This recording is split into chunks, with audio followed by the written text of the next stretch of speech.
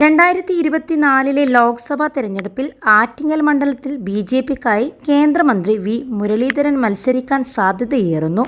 തെരഞ്ഞെടുപ്പിന് മാസങ്ങൾ മാത്രമുള്ളപ്പോൾ മണ്ഡലത്തിൽ സജീവമാണ് വി മുരളീധരൻ.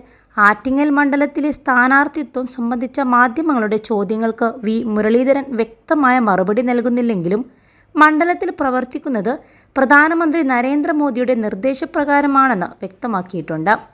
വി മുരളീധരൻ്റെ പ്രതികരണം ഇങ്ങനെയാണ്: ആറ്റിങ്ങൽ മത്സരിക്കുമോ എന്ന് ചോദിച്ചാൽ അത് താനല്ല തീരുമാനിക്കുക, പാർട്ടി പറഞ്ഞാൽ മത്സരിക്കും. പ്രധാനമന്ത്രിയുടെ നിർദ്ദേശപ്രകാരം ആറ്റിങ്ങലിൽ പ്രവർത്തിക്കുകയാണ്. മത്സരിക്കുക എവിടെയാണെന്ന് പാർട്ടി തീരുമാനിക്കും. 2019 ബിജെപിക്കായി ശോഭാ സുരേന്ദ്രനാണ് ആറ്റിങ്ങൽ മണ്ഡലത്തിൽ മത്സരിച്ചത്.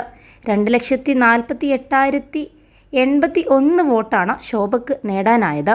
2014 തെരഞ്ഞെടുപ്പിൽ ബിജെപിക്ക് മണ്ഡലത്തിൽ നിന്ന് ലഭിച്ചത് 90,528 വോട്ട് മാത്രമായിരുന്നു. ഇതാണ് 2.5 ലക്ഷത്തിനടുത്തേക്ക് ഉയർത്താൻ ശോഭാ സുരേന്ദ്രന് സാധിച്ചത്. അതേസമയം ശോഭാ സുരേന്ദ്രൻ ഇക്കുറി ആറ്റിങ്ങലിൽ മത്സരിക്കാനില്ലെന്നാണ് സൂചന. +2 ഡിഗ്രി കഴിഞ്ഞവർക്ക് വേൾഡ്സ് ഫസ്റ്റ് AR/VR ക്ലാസ് റൂമിലൂടെ സ്മാർട്ട് ഫോൺ എഞ്ചിനീയർ ആവാം. കൂടുതൽ അറിയാൻ വിളിക്കൂ ബ്രിഡ്കോ ആൻഡ് ബ്രിഡ്കോ. കോഴിക്കോട് ജില്ലാ പ്രഭാരിയായ ശോഭാ സുരേന്ദ്രനെ കോഴിക്കോട് ലോക്സഭാ സീറ്റിലേക്ക് പരിഗണിക്കുന്നതായി സൂചനയുമുണ്ട്.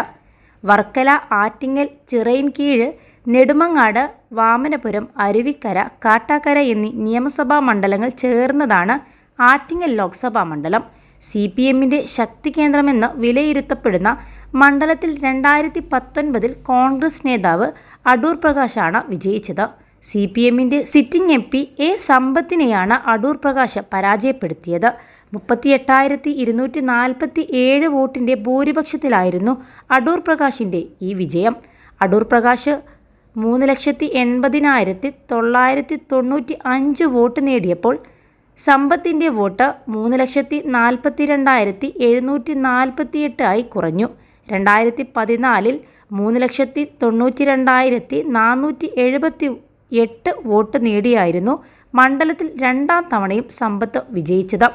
അതേസമയം 2024 കോൺഗ്രസിനായി അടൂർ പ്രകാശ് തന്നെയായിരിക്കും മത്സരിക്കുക എന്നാണ് സൂചന.